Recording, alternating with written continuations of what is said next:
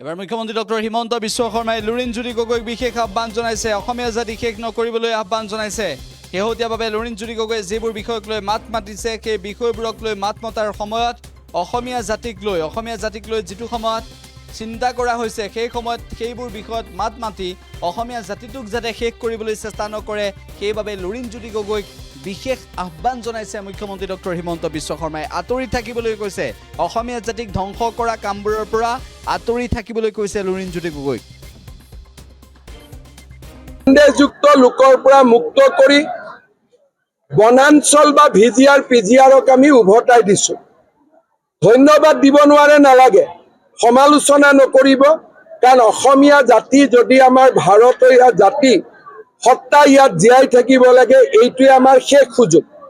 আপুনি কংগ্ৰেছৰ ওচৰত আত্মসমৰ্পণ কৰিছে, কৰক, মোৰ আপত্তি নাই, কিন্তু জাতিটোৰ কাৰণে যি ভাল কাম হৈ আছে তাৰ মাজত নোসোমাব ৰাইজৰ। লুৰিণজ্যোতি গগৈয়ে এখন এফিডেভিট দি কওক যে উৰিয়াম ঘাটত উচ্ছেদ কৰি মাটি মই আদানীক দিম বুলি কৈছো। তাতো আজিৰ পৰা বৃক্ষৰোপণ আৰম্ভ হৈছে।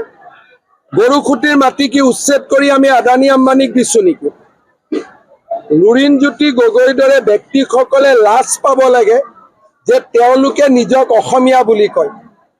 আজি কোনেও অসম আন্দোলনৰ পিছত এজনো সন্দেহযুক্ত লোকৰ এটা ঘৰো ভাঙিব পৰা নাছিল।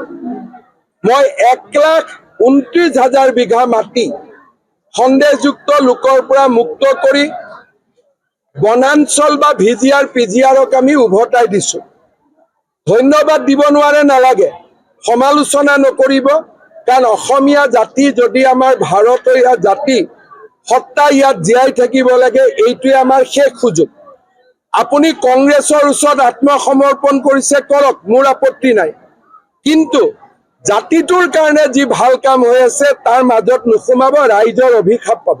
লুৰিণজ্যোতি গগৈয়ে এখন এফিডেভিট দি কওক যে উৰিয়াম ঘাটত উচ্ছেদ কৰি মাটি মই আদানীক দিম বুলি কৈছো। তাতো আজিৰ পৰা বৃক্ষৰোপণ আৰম্ভ হৈছে। গৰুখুটিৰ মাটি কি উচ্ছেদ কৰি আমি আদানী আম্বানীক দিছো নেকি? লুৰিণজ্যোতি গগৈৰ দৰে ব্যক্তিসকলে লাজ পাব লাগে যে তেওঁলোকে নিজক অসমীয়া বুলি কয়। আজি কোনেও অসম আন্দোলনৰ পিছত এজনো সন্দেহযুক্ত লোকৰ এটা ঘৰো ভাঙিব পৰা নাছিল।